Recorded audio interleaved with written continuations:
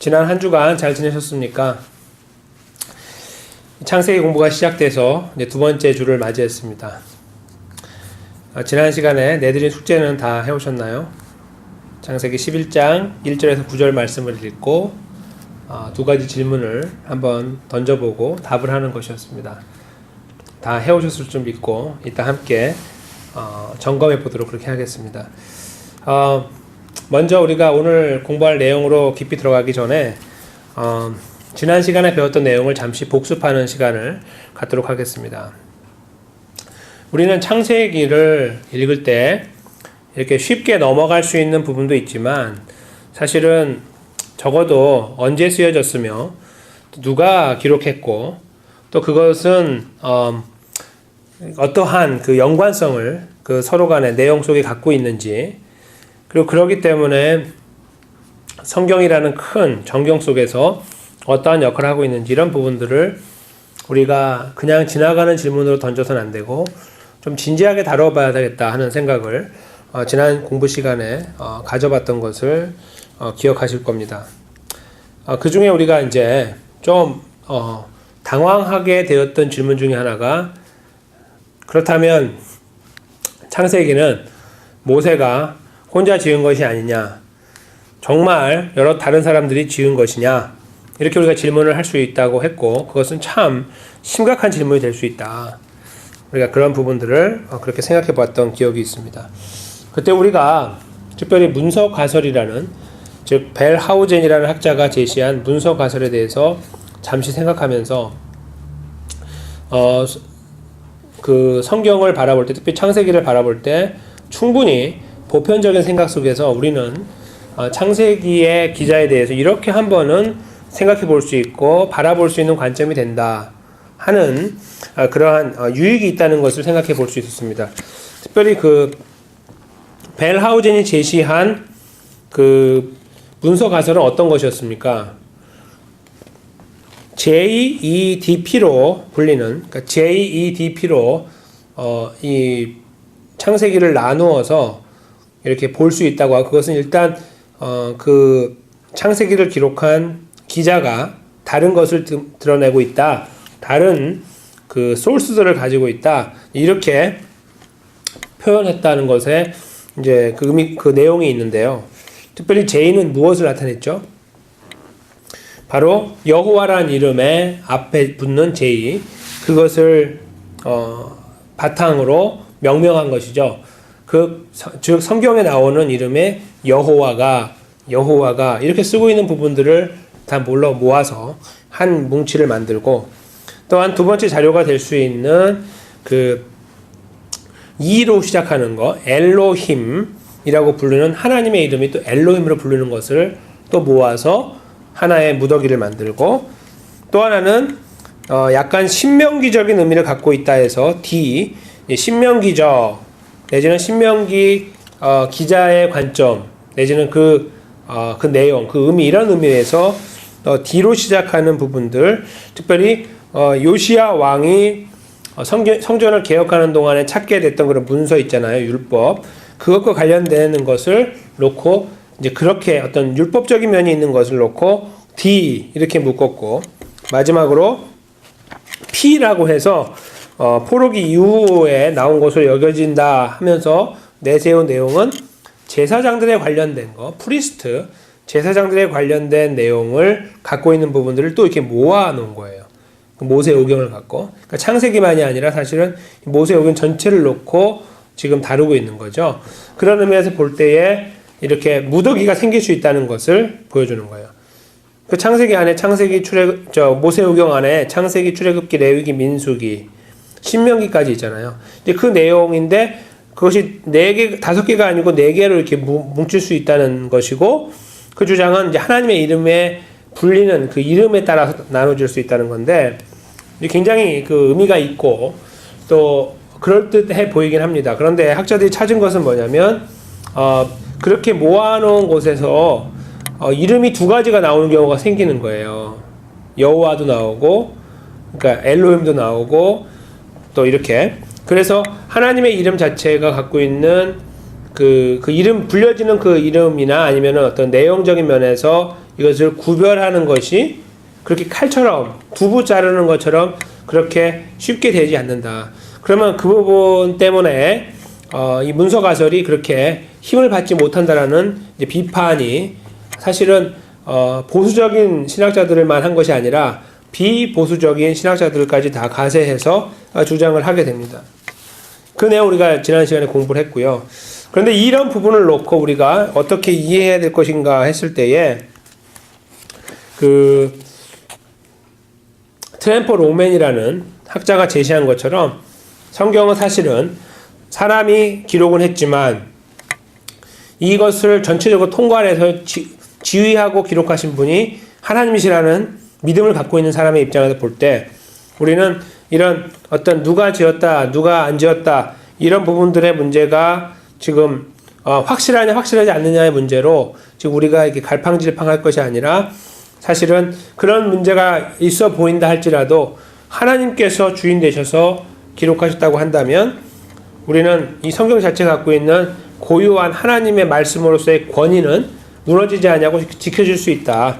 그리고 우리가 그것을 누릴 수 있고 그것을 근거하여 하나님의 말씀을 이해할 수 있다라고 그렇게 주장했던 것을 저희가 생각해 보게 됩니다.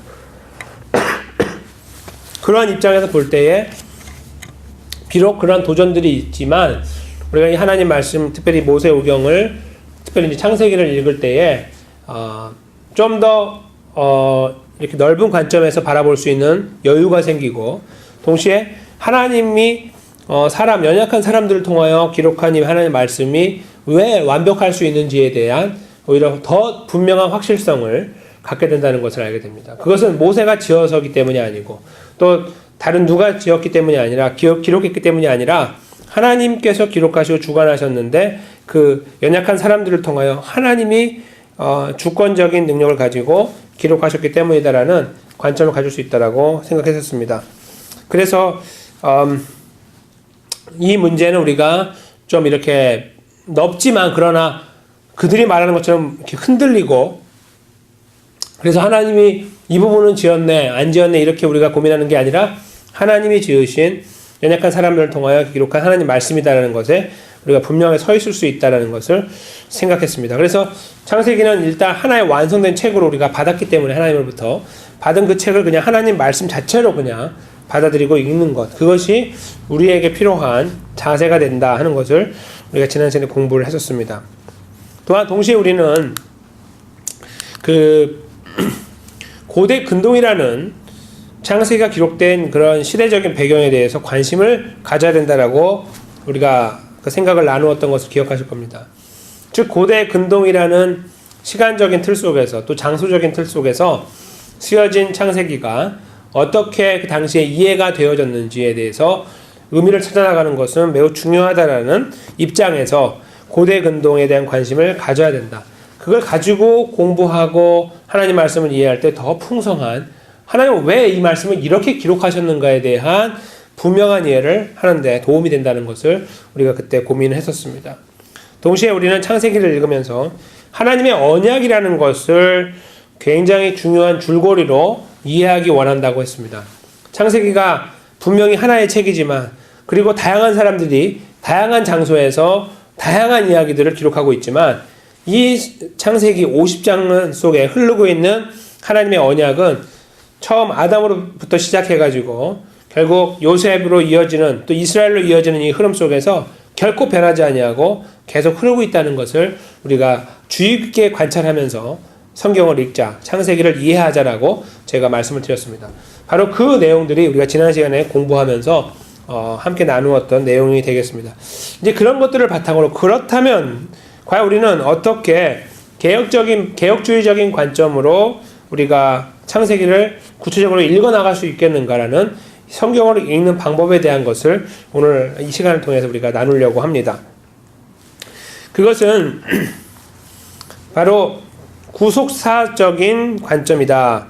Redemptive Historical Method다. 이렇게 명명할 수 있는데요. 그것은 성경 전체가 조금 전에 말씀드린 것처럼 하나님이 주인 되시고 하나님이 그 기록하신 분, 저자가 되시고 또 모든 것을 이렇게 인도해 나가시는 분으로 어떤 시대를 초월하고 장소를 초월하고 동일하게 역사에 나가시는 분으로 인정해 드릴 때에 우리는 거기에 흐르고 있는 하나님의 이야기를 발견할 수 있다는 겁니다. 사람들의 이야기가 아니라 하나님의 하나의 이야기를 발견할 수 있는데 그것을 구속사다. 하나님이 구원을 이루어 나가시는 역사이다라고 본다는 거예요. 그렇게 이것을 이해하기 시작하면 우리는 창세기 전체가 갖고 있는 하나의 그 구속사적인 흐름 속에서 성경을 자세하게 분명하게 벗어나지 않는 틀 속에서 이해할 수 있는 그러한 장점을 가질 수 있다는 이야기입니다.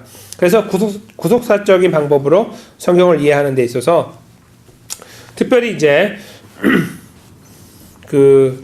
이 역사가 이렇게 창세기 1장에서 시작되어졌지만 흘러나갈 때에 이것이 점진적으로 발전하고 있다는 것도 이렇게 보게 됩니다.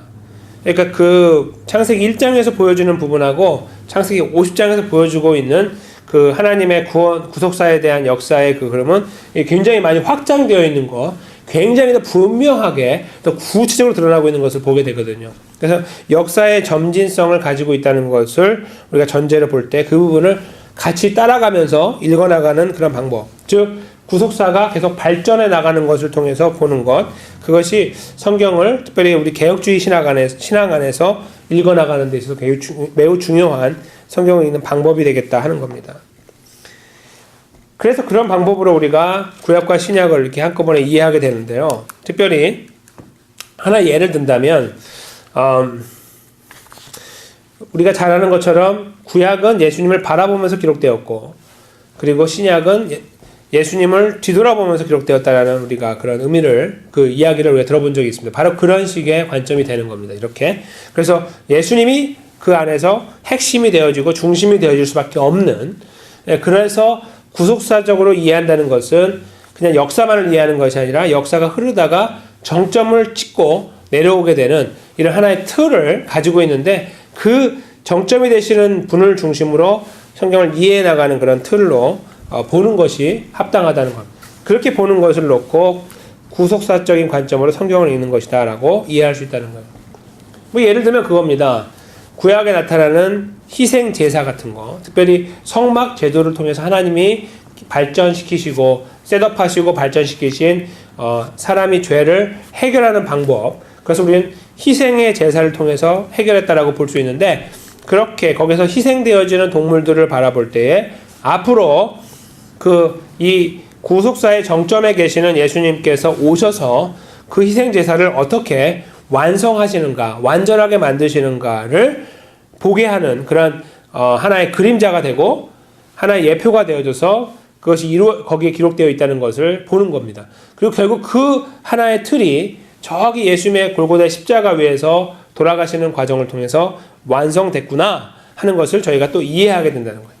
그런 의미에서 볼 때 이제 구속사적 관점 이해는 우리에게 이렇게 금방 쉽게 와닿을 수 있는 생소하지 않은 개념이구나 하는 것을 이제 이 하나의 예를 통해서 알게 된다는 거죠. 이제 그런 구속사적으로 성경에 있는 방법으로 구체적인 방안이 바로 그리스도 중심적, 크리스토 센트릭 아니면 크라이스트 센터드 성경 읽기가 되는 거예요. 예수님이 중심이 되는 거예요. 왜냐하면 예수님이 역사의 그 구속사의 정점에 계셨기 때문이죠. 그래서 이것은 매우 이제 복음주의적인 방법이라고 볼 수 있고 우리가 다 많이 들어왔던 이야기일 수 있고 공감하는 그런 내용일 수 있는데, 이 방법을 통해서 이제 결국 성경을 읽어 나갈 때 항상 예수 그리스도를 성경 전체에서 찾으려고 노력하는 거예요. 역사의 중심이 되신 그 예수님이 그냥 2000년, 지금으로부터 2000년 전에 오신 그때만 거기 있는 것이 아니라 성경 전체에 예수님이 다 모든 부분에서 관여하고 계시고 보여주고 계시기 때문에 우리가 성경을 읽을 때 그 예수 그리스도를 찾는 것이 필요하다는 그러한 어떤 목적 의식 속에서 이 방법을 추구해 나가는 거예요. 굉장히 중요하고 우리가 함께 고민하고 따라가야 되는, 함께 배워나가야 되는 방법이면 틀림없지만 이 방법이 가끔씩은 좀 과도하게 나가는 경우가 생겨요. 그것은 구약 속에 있잖아요. 읽어 나갈 때 그 구약 안에 다 예수님이 있다는 거예요. 모든 부분에. 그런데 예를 들면 우리가 이따 잠깐 나누겠지만 창세기 9장 같은 경우를 보면 소위 의인이었던 노아가 이제 그 홍수가 끝난 이후에 포도 농사를 지었는데 풍년을 이제 포도 첫 번째 열매를 거두어서 그걸로 포도주를 만들어서 마시고 취해서 벌거벗어 누운 모습이 나와요. 그러면 그런 모습에서 우리는 예수님의 모습을 찾을 수 있느냐 하는 질문을 던질 수가 있는 거죠. 모든 부분에 주님이 있어야 되니까.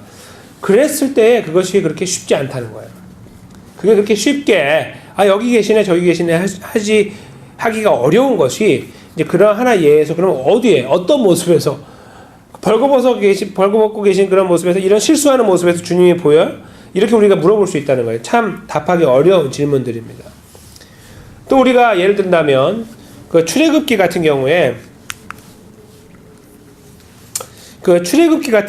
보면 이제 그 7장과 8장에 나오는 그 10가지 재앙 사건에서 첫 번째 재앙 같은 경우는 쉽게 우리가 이해할 수 있어요. 예를 들면 여기에 예수님이 이런 부분이 보이지 않습니까? 왜 그렇죠?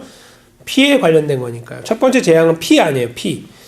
피로 다 물들어 버린 그 하나님의 재앙. 여기에 그 예수님의 피가 보이지 않느냐라고 우리가 이렇게 이해할 수 있습니다. 맞습니다. 그렇죠? 그렇게 우리가 이해할 수 있게 쉬워요. 그런데 그러면 how about 개구리는 어떤가? 두 번째 나오는 개구리, 세 번째 나오는 파리는 뭡니까? 그럼 파리에서 예수님을 찾는다는 거예요.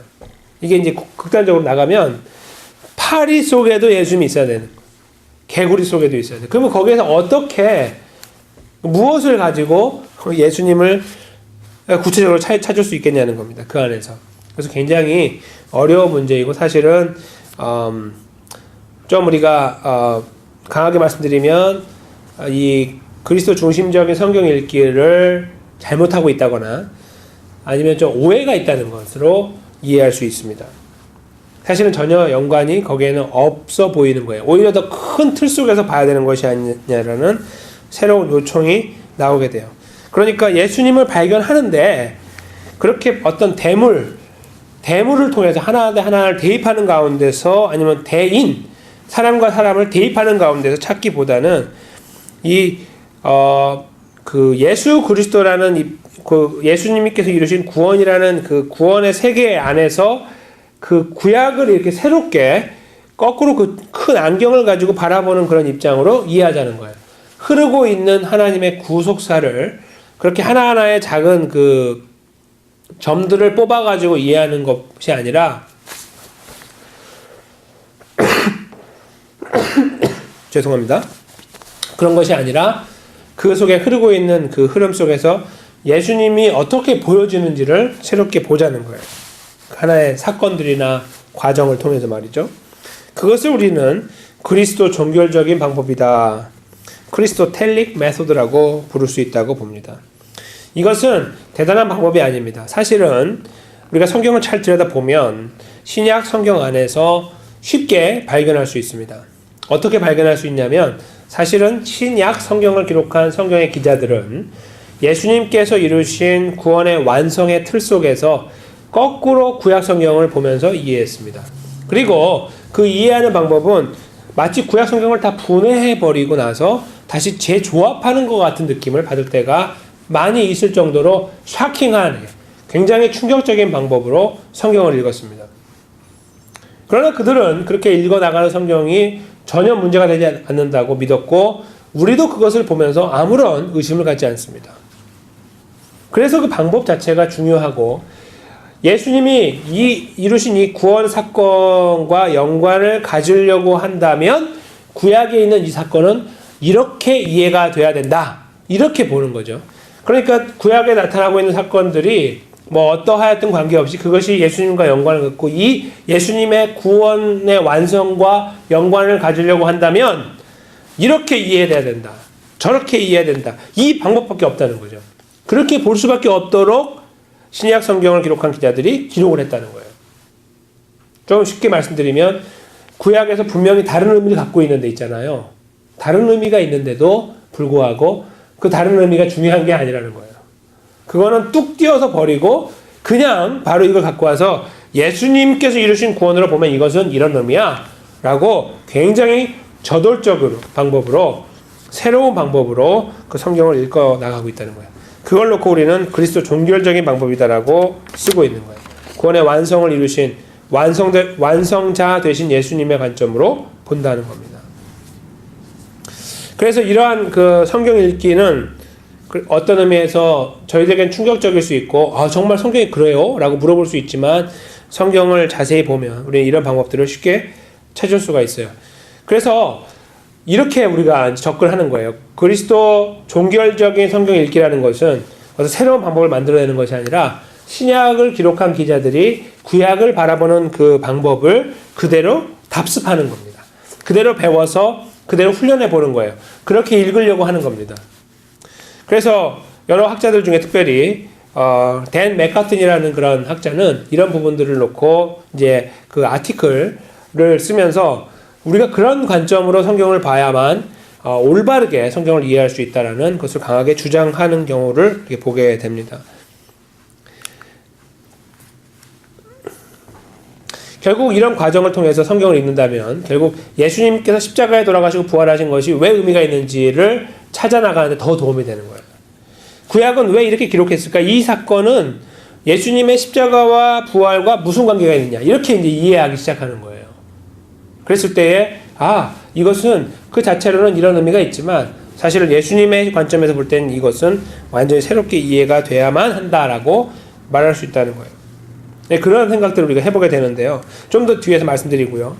이제 이런 걸 놓고 저는 우리 그 개혁주의 신학자들이 제시하는 방법은 이제 결국은 1차와 2차 읽기라는 그런 말로 쓸 수 있는 거예요. 1차 읽기와 2차 읽기 이렇게 우리가 부를 수 있다는 건데 그 그리스도 종교적인 방법으로 성경을 읽어 나가는 과정에서 우리가 주의해야 될 한 가지 문제가 있습니다. 그것은 마치 우리가 그 방법들을 잘 배워 나가다 보면 빠지기 쉬운 오류 한 가지가 있는데 그것은 그들과 우리가 다르지 않다는 거예요. 그들도 예수님 중심적으로 예수님 종교적인 관점을 갖고 성경을 읽었으니까 또 우리도 그들처럼 읽으니까 그들의 해석과 우리의 해석이 다를 때에 why not? 우리의 해석도 충분히 옳을 수 있다라고 하는 잘못된 마음을 갖는 거예요. 그래서 그들이 해석한 것을 뛰어넘으려고 한다거나 아니면 굉장히 교만한 자세로 만약에 그들을 비판하려고 한다고 하는 태도를 갖거나 더 나아가서 내가 해석한 것이 옳다. 내가 해석한 것이 완전하다라고 주장하게 되는 경우에 도달할 수 있다는 거예요. 그렇게 되면 그것은 큰 문제를 야기하게 돼요. 왜냐하면 적어도 디모데후서 3장 16절 말씀에 근거해서 보면 모든 성경, 우리가 갖고 있는 성경은 하나님의 감동으로 된 것이기 때문에 하나님의 감동, 하나님께서 영감을 통하여 사람들을 통하여 기록하셨기 때문에 이 기록에 나와 있는 내용과 우리가 지금 해석하고 있는 것은 한 가지 차이를 갖고 있다는 것을 알게 된다는 거예요. 그것은 바로 오류 가능성이에요. 오류. 즉 성경은 오류가 없다, 무오하다라는 것을 우리가 믿음으로 고백합니다. 그러나 우리가 갖고 있는 해석은 충분히 틀릴 수가 있다는 것을 전제한다는 거예요. 성경은 그렇지 않지만 우리는 그럴 수 있다는 것을 차별을 두는 거죠. 근데 우리가 마치 그리스도 종교적인 방법을 이렇게 훈련하고 있다 보면 결국은 나도 그 종교적인 방법을 따라서 가는 것인데 내가 그렇게 많이 틀렸나 라고 이해할 수 있다는 거죠. 그렇게 생각하기 시작하면 성경과 내가 다를 바가 없는 거예요. 신약에 쓰여진 것과 내가 생각하는 것이 다르지 않기 때문에 잘못하다가는 내가 성경을 써도 괜찮다. 내가 하나의 글을 써도 이것은 완벽하고 오류가 없고 이것은 하나님 말씀이다라는 엉뚱한 생각을 할 수도 있다는 겁니다. 그런 부분들을 우리가 주의하면서 이 성경을 읽어야 될 것이다. 이제 그런 부분을 생각해 주시기 원하고요. 그 다음에 이제 바로 이제 그 그리스도 종교적인 방법은 그러면 어떻게 하면 되느냐 하는 걸 할 때 바로 아까 말씀드린 1차 읽기와 2차 읽기로 할 수 있다. 이렇게 볼 수 있는 겁니다. 그것은 첫째로 이제 1차 읽기적인 측면에서 그것은 도대체 무엇을 의미합니까? 라고 우리가 물어볼 수 있는데 특별히 있잖아요. 특별히 이제 구약을 읽을 때 이 부분이 많이 부각이 돼요. 1차 읽기라는 말은 결국은 상황적으로 볼 때에 그 당시의 사람들이 어떻게 이것을 이해했느냐는 것을 이해해 나가려고 하는 거예요. 그렇게 하려면은 당시에 그들의 입장에서 볼 때에 예를 들면 고아라고 불리는 그 대상은 어떠한 의미였느냐. 오늘날에도 말하는 고아와 같은 의미이냐 아니면 당시에는 좀 더 다른 좀 더 비참한 의미였느냐 이런 거 있잖아요. 그러한 상황적인 이해를 먼저 하는 겁니다. 그 본문을 읽어 나갈 때. 그리고 두 번째로는 문법적인 이해를 하는 건데요. 본문에 쓰여 있는 표현들이 가지는 의미가 당시에는 어떤 것이었느냐는 거예요. 오늘날에는 이런 의미인데 예전에는 어떤 의미였느냐 이런 거. 아니면 그 쓰여지는 방법이 이렇게 문법적으로 좀 다를 수가 있는데 왜 이런 방법을 택하고 있고 이것은 무엇을 보여주려고 하는 것인가, 이런 어떤 질문들을 우리가 해보게 돼요. 이제 그것이 바로 이제 상황적인 이해라고, 문법적인 이해라고 볼 수 있고요. 마지막으로 내용적인 이해를 보면 이러한 그 두 가지 상황과 문법을 바탕으로 해서 보다 더 이스라엘 백성들에게 받아들여질 수 있는 의미는 무엇이었을까? 무엇으로 그들은 적어도 예를 든다면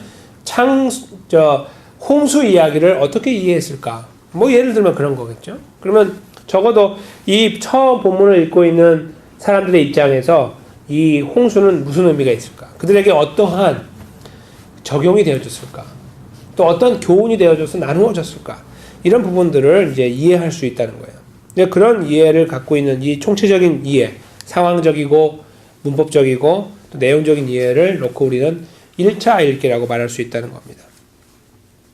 그리고 그것은 결국 본문을 조금 더 깊이 들여다볼 수 있는 그런 노력을 하도록 도와줍니다. 왜냐하면 그 홍수 이야기가 갖고 있는 틀이 무엇을 말하고 있느냐, 거기에서 이렇게 자세하게 볼 때 도대체 예를 들면 노아 방주는 어디에 지었느냐 뭐 이런 거 있잖아요. 그런 것들을 원래 들어왔던 이야기를 바탕으로 이해하지 않고 저 산에다 지었다 이렇게 이해하지 아니하고 좀 더 구체적으로 그렇다면 그 방주는 이 평지에 지은 것이 아니냐 뭐 이런 이야기, 이런 이해 같은 것도 우리가 충분히 할 수 있는 거예요. 텍스트를 잘 보다 보면. 근데 그런 거는 그냥 술술 읽어 나오는 것이 아니라 이렇게 좀 상황적으로 문법적으로 내용적으로 잘 이렇게 좋아해서 이해하려고 하는 시도 속에서 이렇게 나오게 되는 거예요.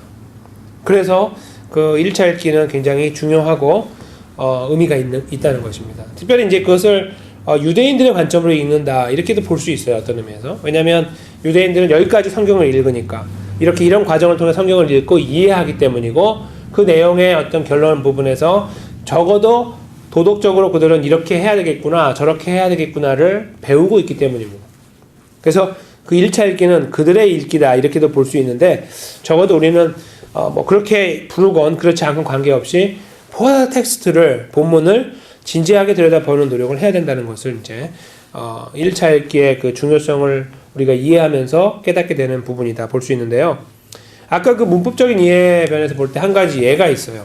지금 여기 앞에 보여지고 있는 것처럼 적어도 창세기 그 9장에 나와 있는 11장에 나와 있는 그 이 홍수에 관련된 언급을 할 때 보면 죄송합니다. 창세기 11장에 나와 있는 적어도 바벨탑 사건을 통해서 볼 때 그러한데요.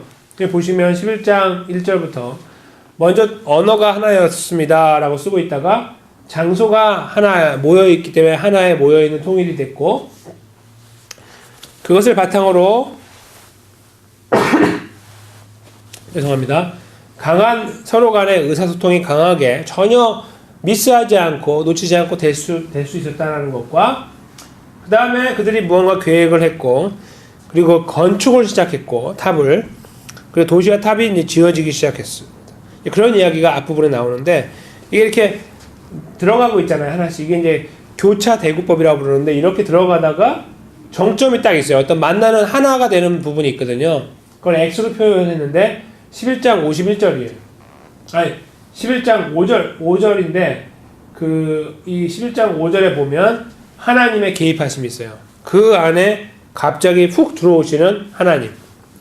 그래서 안 되겠다. 이제 이것을 우리가 바꿔야겠다라고 하신 하나님. 우리라는 표현으로 이렇게 표현되는 하나님께서 등장하여 이 탑을 쌓고 있는 과정 속에 개입하는 것이고 그때 한 번 딱 개입하고 끝납니다. 한 번 개입하고 끝난 다음에 결국은 그들의 도시와 탑을 중단하게 되는 거고 건축하기를 포기하게 되는 것이고 결국은 이제 그 반대되는 계획과 고안이 나오는 거예요. 그들은 이제 더 이상 이거 할 수 없다라는 거죠.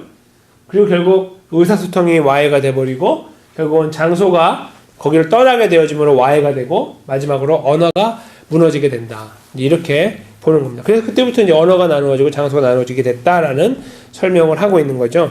그래서 근데 여기에서요, 이 바벨탑 사건에서 이 바벨탑 사건을 기록하고 있는 창세기 기자가 말하고자 하는 포인트는 뭐냐면 하나님의 개입하심이라는 거예요. 저것을 보여주기 위하여 교차 대구법을 통하여 이렇게 서로 통일이냐 와해냐, 세워짐이냐 무너짐이냐를 계속 반복하며 반대적인 개념을 이렇게 나열해가지고 쓰고 있단 말이에요. 그냥 읽으면 모르지만 나열해 놓으면 분명하게 나타나게 되는 이런 구조를 교차 대구법이라고 하는데, 예를 들면 이런 것들이죠. 창세기가 다 이걸로 구성된 건 아니지만 적어도 고대에서 쉽게 그들이 강조하게 사용했던 방법적인 측면에서 교차 대구법이 여기에 등장하고 있다는 것을 통해서 이 부분은 그래서 이 어떤 다른 어떤 이해의 틀이 아니라 이 틀 속에서 하나님의 개입하심이 바벨탑 사건에서 핵심이구나. 그 인간의 범죄 속에 하나님의 개입하심을 통해 형벌이 주어지고 그 문제를 다시 하나님께서 제자리로 돌려놓으시는구나 하는 어떤 그런 틀을 여기서 읽을 수 있다는 거. 그리고 그것을 지금 말하고 있다는 거. 그것을 우리가 이 교차 대구법을 통해서 본문을 이해하는데 사용할 수 있다는 거예요.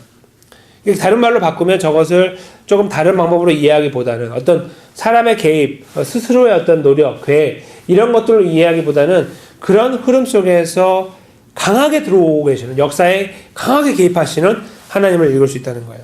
그런 의미에서 1차 읽기에서 그 문법적인 이해가 참 중요하고 이런 당시에 성경을 읽어나갔던, 아니면 지금 현재 유대인들이 읽어나가는 방법, 아니면 그 본문이 기록되어 있는 방법을 이렇게 찾아서 이해하는 것은 너무 중요하겠다는 것을 쉽게 발견할 수 있게 된다는 겁니다. 그렇다면 우리는 이제 2차 읽기를 이제 해야 되는데, 그러면 그 2차 읽기라는 것은 어떤 것이냐 하는 거죠. 아까 잠깐 이미 말씀드린 것처럼 예수님께서 다 이루신 관점으로 성경을 보는 거예요. 그러니까 신약 기자들이 성경을 기록한 그 방법으로 보는 것인데, 이제 그것을 하나 예를 들면 조금 이해가 쉽습니다. 바로 이제 마태복음 1장 23절인데요. 보시면 처녀가 잉태하여 아들을 낳을 것이요 그의 이름은 임마누엘이라 하리라 하셨으니 이를 번역한즉 하나님이 우리와 함께 계시다 함이라, 이 말씀이에요. 이 말씀은 마태복음을 기록한 마태가 그냥 쓴 것이 아니라 이사야 7장 14절 말씀을 인용한 거예요. 구약이죠. 그 말씀을 인용한 것인데, 그 내용 자체 속에서 이사야 7장 14절 속에서 표현하고 있는 처녀와 아들은 사실은 예수님의 어머니 마리아와 또 예수님을 의미하는 말이 아닙니다. 사실은 이사야를 통해서 하나님께서 아하스 왕과 그 집안에 전달하고자 하는 메시지를 주고 있는 거예요. 그러나 그 내용을 읽고 있던 이 마태라는 예수님 제자 마태의 이 첫 번째 복음서인 마태복음의 내용에서의 의미는 예수님의 어머니였던 처녀로 예수님을 출산하신 마리아와 그 다음에 그의 육적인 아들로 이 땅에 계시는 예수님을 의미하는 거다. 이렇게 받아들인 거예요. 사실은 매우 그 전통적인 부분을 다 무시하는 처사입니다. 그러나 하나님께서 마태를 통해 하시고자 하는 말씀은 봐라, 성경에 지금 예수님의 탄생에 관련된 그 부분이 예언적으로 남아있는 것이다 라고 이해하도록 도와준다는 거예요. 그러므로 그 자체는 매우 이렇게 상식을 벗어나는 것처럼 보이지만 잘 이해하다 보면, 그래서 하나님의 관점에서 지금 예수님 때문에 이 이야기가 있는 거예요. 그 예수님을 이야기하는 것이 구약에 없는 걸 찾았을 때, 여기 봐봐, 처녀 탄생이 있잖아. 이 내용이 맞아 하고 그 내용을 그대로 가져와서 마태복음에 넣어놓고 봐라, 예수님 처녀의 몸을 입어 오신다는 모습이 기록되어 있다. 그리고 예수님은 그것을 성취하신 것이다. 이렇게 충분히 이해할 수 있다는 거예요. 그러한 의미에서 볼 때에 이 마태복음 1장 23절 말씀은 결국 틀린 것이 아니라는 거죠. 이것이 바로 2차 읽기가 갖고 있는 의미입니다. 유대인들은 전혀 동의할 수 없는 성경 읽기입니다. 그러나 우리는 그렇게 읽는 거예요. 그것이 바로 마태가 보여주는 방법이고, 또 우리는 또 하나의 예를 발견하게 되는데 그것은 누가복음입니다. 누가복음 20장 17절에서 18절 말씀 제가 읽겠습니다. 그들을 보시며 이르시되 그러면 기록된 바 건축자들의 버린 돌이 모퉁이의 머릿돌이 되었느니라 함은 어찌미냐 무릇 이 돌 위에 떨어지는 자는 깨어지겠고 이 돌이 사람 위에 떨어지면 그를 가루로 만들어 흩으리라 하시니라 하셨습니다. 이게 예수님 말씀이에요. 예수님 여기서 쓰시는 말씀은 사실은 시편 118편 22절을 가져오신 거예요. 거기 이제 보시면 그렇게 돼 있잖아요.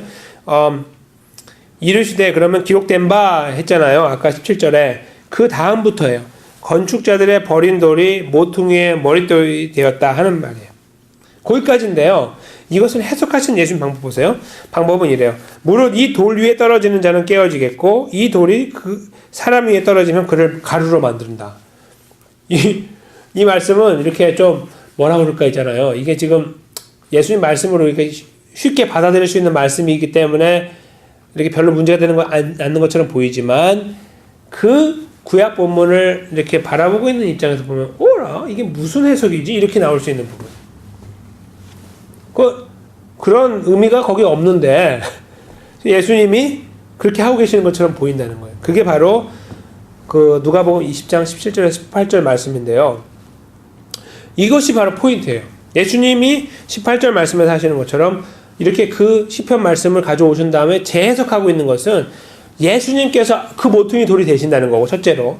둘째로 예수님은 심판의 주인으로 주님으로 역할을 하실 것이다 하는 것을 말씀하시는 거예요. 그러니까 예수님 굉장히 어떤 의미에서 예수님의 자의적인 해석처럼 보이는 거죠.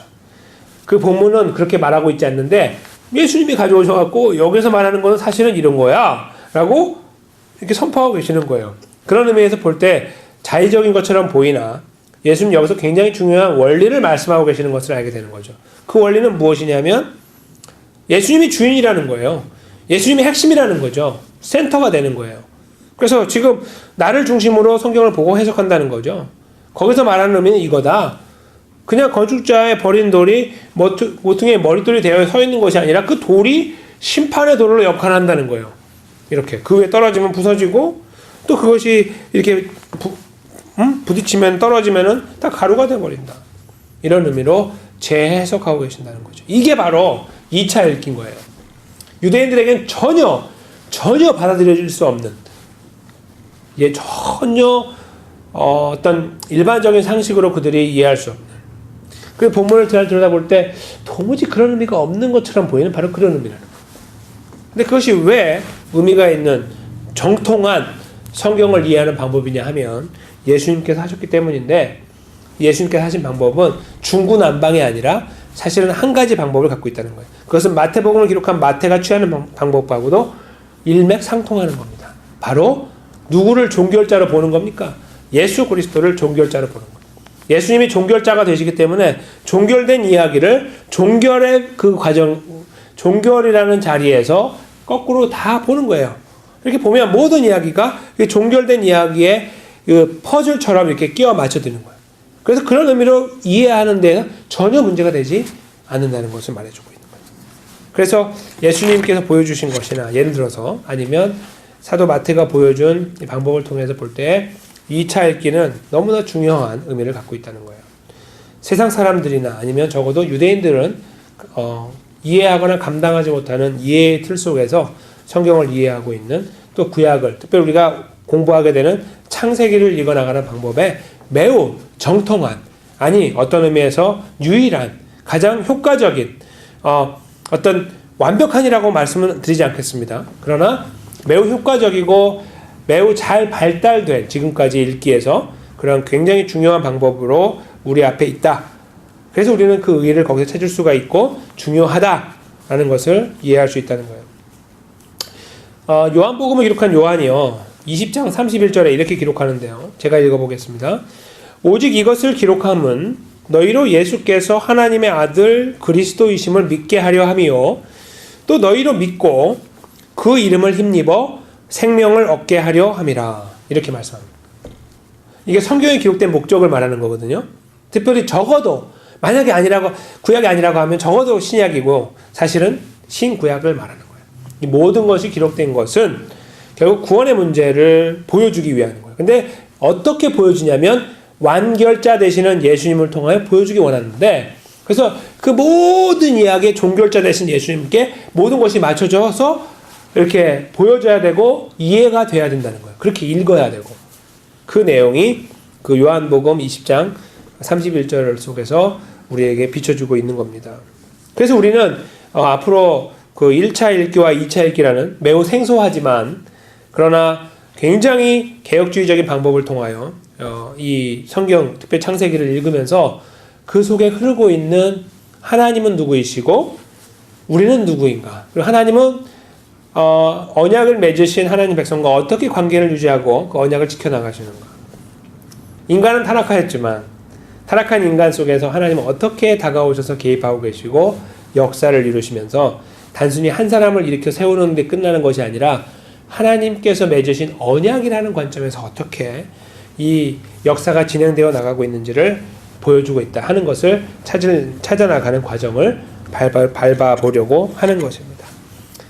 이제 이 시점에서 이제 마무리로 가기 전에 우리가 숙제 검사를 잠깐 해보도록 하겠습니다. 숙제 검사 1차 읽기. 창세기 11장 1절에서 9절 말씀, 아까 그 바벨탑 사건이 이제 언급된 부분을 우리가 놓고 볼 때 어떻게 이해할 수 있을까요? 먼저 무슨 일이 있었습니까? 거기에서 사람들의 언어와 구음이 하나였는데 그 시날 평지로 옮겨서 바벨탑을 쌓았고요. 왜 쌓았는가를 볼 때 어떻게 이해할 수 있습니까? 성과 대를 쌓아 하늘에 닿게 했고 자신들의 이름을 내고 온 세상에 흩어짐을 면하자. 우리가 모여서 인간 커뮤니티, 인간 공동체를 형성하고 강해지고 튼튼해지고 또 우리의 이름을 사람들에게 나타내자라는 목적이 있었다는 거예요. 그게 목적이에요. 왜 쌓았는가라는 것을 찾게 되는, 우리가 찾을 수 있는 충분한 분명한 목적이고요. 그거에 대한 결과가 무엇이었는가라고 볼 때 하나님 또는 본문에서 말하고 있는 여호와라는 이름으로 여호와 하나님의 개입하심으로 심판이 이루어지고 언어가 나누어지고 언어가 같은 사람끼리 모여서 이렇게 그 민족으로 흩어지고 그 국가로 방언으로 흩어지게 되었음을 그 결과적인 측면에서 우리가 읽을 수 있었다는 겁니다. 거기에서 배울 수 있는 점이 무엇일까? 뭐 여러 가지가 있을 것입니다만 여기에 한 가지만 예를 든다면 하나님보다 높아지려고 하면 안 된다. 뭐 이런 거가 될 수 있습니다. 겸손해야 된다. 그리고 함께 뭉치더라도 하나님께 대한 순종을 위해 뭉쳐야 된다.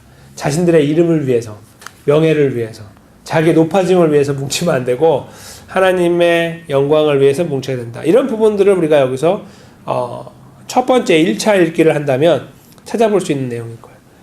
도덕적인 어떤 도전이 된다면, 예를 들면 하나님 앞에 겸손해야지 교만하면 큰일 난다. 뭐 이런 어떤 유대인들이 충분히 이해할 수 있는 어떤 내용이라고 볼 수 있는 건데요. 이걸 만약에 우리가 2차 읽기로 한다면 이제 하나의 모범 답안으로 제가 말씀을 드리면 무슨 일이 있었는가? 사람들이 하나님을 대적했다. 이제 그건 똑같고요. 왜 대적했냐? 사실은 자기 이름을 나타낸다는 것은 자기가 하나님의 위치에 올라가려고 한다 하는 의미가 될 수 있고요. 그것은 자기가 자기 삶의 주인이 되려고 한 것이다. 이렇게도 이해할 수 있습니다. 자기가 자기 삶의 주인이 되려고 했다. 이렇게 이해한다고 우리가 보면 그것이 인간들이, 사람들이 하나님을 대적하는 어떤 목적이었다. 이렇게 우리가 생각해 볼 수 있을 것입니다. 그런 다음에 예수님의 십자가와 부활은 이러한 사람들의 대적에 대한 어떠한 의미를 주며 역할을 하는가 이렇게 볼 수 있거든요. 그게 2차 읽기의 핵심이 되는 거죠.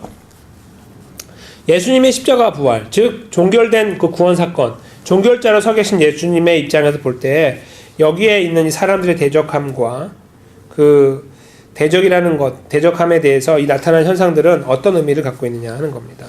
첫 번째로 우리는 거기 노트 이제 6페이지 나와 있는 것처럼 본문은 하나님의 주인 되심을 거절할 때 그 자리에는 반드시 하나님의 심판이 있음을 보여준다는 거예요. 그러니까 하나님의 주인 되심이 이렇게 있는데 그것이 거절되어진 자리에는 항상 하나님의 심판이 있다. 그것이 이제 양보할 수 없는 결론으로 주어지고 있고요. 두 번째로 거기 뭐라고 적고 있습니까? 그것은 우리에게 큰 좌절을 맛보게 한다는 거예요. 왜냐하면 우리가 그렇게 쉽지 않기 때문이죠. 때때로 그러한 삶에서 우리는 하나님의 주인 되심을 거절할 수 있기 때문이죠. 그냥 우리의 에브리데이 라이프를 돌아보면, 매일의 삶을 돌아보면 충분히 발견하기 쉬운 그 삶의 형태 아니겠습니까? 하나님의 주인 되심을 거절하는 거. 나의 판단을 따라 행동하는 거, 내가 갖고 있는 자존심을 따라 행동하는 거, 이런 것들이 충분히 가능하기 때문에 그런 부분들이 가능하다는 것을 우리가 인정하는 입장에서 방금 이 질문을 던지면 하나님의 심판이 있다는 말은 우리로 하여금 굉장한 절망 속에 빠지게 만들 수 있습니다. 분명히 1차 읽기하고 2차 읽기에서 나타나게 되는 겸손이나 순종의 모습을 찾지 못하기 때문에 오는 좌절도 우리는 충분히 경험할 수 있습니다. 이러한 상황 속에서 이제 거기 마지막 페이지에 그 위에 두 번째 그 항목 3번에 보시면 예수님의 십자가와 부활은 우리에게 어떠한 의미를 주는가, 이 부분을 우리가 생각해 볼 수 있을 겁니다. 잠시만요. 제가 2차 읽기 부분을 잠깐 보면, 네, 그리고 거기에서 우리가 보는 입장에서 우리에게 어떤 의미가 있느냐 하면 완전하고 안전하며 변함없는 구원의 의미와 능력이, 그 능력의 진정한 가치가 십자가에 있음을 알게 된다는 거죠. 그러니까 조금 설명을 드리면, 지금 이렇게 우리가 절망할 수밖에 없고 실망할 수밖에 없는, 그 본문을 잘 이해한 사람으로 볼 때 그런 자리에 있다고 하면, 지금 여기에서 나타나고 있는 2차 읽기는 그런 자리에 우리가 서야 하지만 하지 못하는 우리의 현실적인 측면에 대한 해결책이 주어졌다는 것을 이제 찾을 수 있다는 거예요. 이 본문 속에서는 지금 이렇게 하나님이 개입하심으로 심판이라는 어떤 끝으로 달려가고 있는 모습인데, 마치 예수의 십자가 부활이 그 심판의 자리를 대체하고 있는 것을 보게 된다는 거죠. 맞아. 바로 저 자리야. 저 포인트야. 우리가 넘어지는 자리, 흔들리는 자리, 힘들어하는 바로 그 저 자리에, 저기 저 교만한 자리에, 저기 저 내가 주인 되려고 하는 저 자리에 바로 예수 그리스도의 십자가 부활이 서 있다는 겁니다. 그런 관점에서 본문이 보이는 거예요. 저것 때문에 십자가가 있었구나. 저것 때문에. 저 무너지는 저 상황 때문에 십자가가 필요하지. 예수님 부활이 필요하지를 우리가 이해할 수 있다는 거예요. 그래서 있잖아요. 거기 이제 그 아래 4번으로 가시면 우리의 노력을 불가능한 그 겸손과 순종을 예수님께서 저 자리에서 감당하신 거예요. 담당하신 거예요. 바로 십자가 부활을 통해서 담당하신 거죠. 저 문제 때문에 십자가가 필요했구나. 그것을 알게 된다는 겁니다. 그래서 그러한 의미에서 볼 때 예수님께서 이 창세기 안에 등장하고 있는 이 하나의 바벨탑 사건 속에서 충분히 발견될 수 있고요. 그 발견되는 것은 거기에서 예수님이 보여서, 어디 뭐 바벨탑이 예수님인가? 보여서가 아니라 예수님이라는 존재가 십자가에 돌아가시고 부활하심으로 구원을 완성했다는 의미를 거기에 그 절망적인 인간의 상황 속에서 발견할 수 있다는 겁니다. 바로 저 상황은 우리로 하여금 도무지 벗어날 수 없는 상황인데 누구도 거기에서 익스큐즈가 될 수 없고 우리의 능력으로는 그것을 극복할 수 있는 것이 아닌데, 왜냐하면 우리가 지금도 만나고 있으니까 심지어.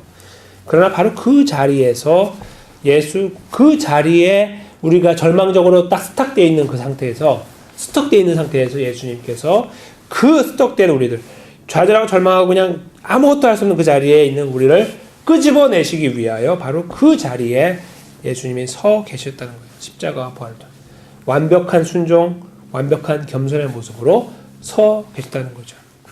그래서 그런 입장에서 우리는 그 바벨탑 사건을 이해하면서 새롭게 예수님의 십자가 부활이 이해가 되는 거예요. 그분의 십자가와 부활은 그러므로 아주 쉽게는 우리의 구원을 이루신 사건이지만 그것이 왜, 어떻게라는 부분에 대해 구체적인 답을 줄 수 있다는 겁니다.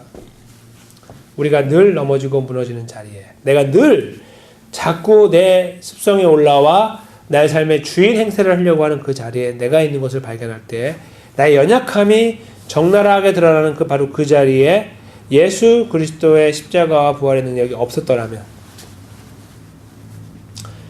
우리는 정말 절망이구나, 그냥 죽음이구나 를 아무런 어떤 이 justification, 그러니까 어떠한 나를 정당화할 수 있는 것이 없이 그냥 그대로 받아들일 수밖에 없구나 라는 것을 보기 때문에 예수님의 십자가 부활이 갖고 있는 능력이 정말 새롭게 다가오는 거예요. 아, 그렇지. 바로 주님이 저 자리에 서시려고 나를 대신하여 대표로 저 자리에 서 계시려고 그렇게 십자가 부활의 역사를 이루셨구나. 이것을 이해하게 된다는 겁니다. 그래서 우리가 여기서 만약에 어떤 걸 배울 수 있다면 바로 이런 걸 배울 수 있을 거예요. 본문 속에서 하나님을 대적하는 이스라엘의 모습 속에서 우리의 모습을 발견하는 거죠. 이렇게 저들이 저렇게 타락한 모습에 우리를 발견하고 예수의 필요성을 더 찾는 겁니다. 주님, 나의 삶에 개입하여 주십시오. 나의 삶을 다스려 주십시오. 나의 삶에 역사하여 주십시오. 이런 어떤 하나님의 은혜를 간구하는 자리로 더 힘있게 나아가게 되는 그런 결론을 얻게 된다는 거죠. 성경을 읽을 때. 그래서 1차 읽기 속에서 우리는 충분히 그들의 심정을 이해하고 결국 그들은 그 안에서 어떠한 고민을 했을 것인가를 좀 더 우리가 다른 관점에서 본다면 더 이해할 수 있고요. 오늘 본문에서 더 많이 안 다뤘지만 2차 읽기를 통해서 우리가 그 1차 읽기 통해 발견되는 우리의 절망적인 상황들, 그러나 그것을 극복하도록 도우신 하나님의 놀라우신 역사, 구원의 은혜를 2차 읽기를 통해서 기억해내면서 주님이 그래서 돌아가셨구나 이렇게 이해하면서 나의 연약함들을 송두리째 담당하고 계시는 담당하여 주신 예수 그리스도의 그 은혜를 우리가 보다 더 진지하게 이해할 수 있는 그런 이해의 폭을 갖게 된다는 것, 그것을 우리가 이제 이 하나의 짧은 예를 통해서 발견하게 된다는 겁니다. 어떠십니까? 창세기를 읽어 나갈 때 우리는 예수님을 찾아낼 수 없는 부분에서조차도 예수님을 찾을 수가 있다는 것을 발견하게 됩니다.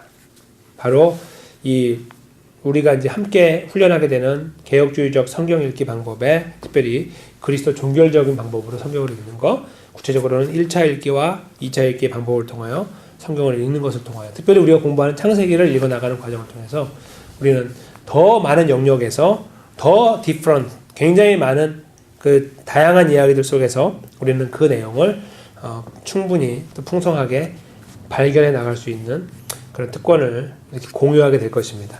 그런 기대감을 가지기 원하고요. 그 기대감을 가지시고 계속해서 다음 시간으로 넘어가면서 그 내용을 살펴보는 시간을 갖도록 하겠습니다. 드디어 우리는 본문으로 들어가려고 하거든요. 다음 시간부터. 그래서 창세기의 1장과 2장 하나님의 천지창조를 다루는 그 부분을 적어도 2번 정도 이상 읽어주시고 그 다음에 방금 우리가 여기에서 했던 것처럼 그것을 1차적인 방법으로 한번 읽어주시고요. 이 유대인들의 관점으로 읽는다고 생각하시면 되겠어요. 조금 더 편하게 보면 예수님이 발견되지 않지만 이렇게 찾을 수 있는 예수님의 그 이야기 안에서 나타나고 있는 하나님과 사람, 또 그 안에서 하나님은 어떻게 역사하셨는가, 이 부분을 찾는 노력을 해주시고, 또 나아가서 그렇다면 예수님 다 이루신 구원의 관점, 하나님의 구원의 은혜 안에서의 관점으로 이 부분을 본다면 어떻게 이해할 수 있을까? 좀 어렵지만 우리가 한번 그런 관점으로 성경을 읽어보는 시간 갖도록 하겠습니다. 그래서 그렇게 우리가 준비하고 함께 훈련한 다음에 다음 시간에 오셔서 3번째 시간 갖도록 그렇게 하겠습니다. 함께 기도하고 마치겠습니다.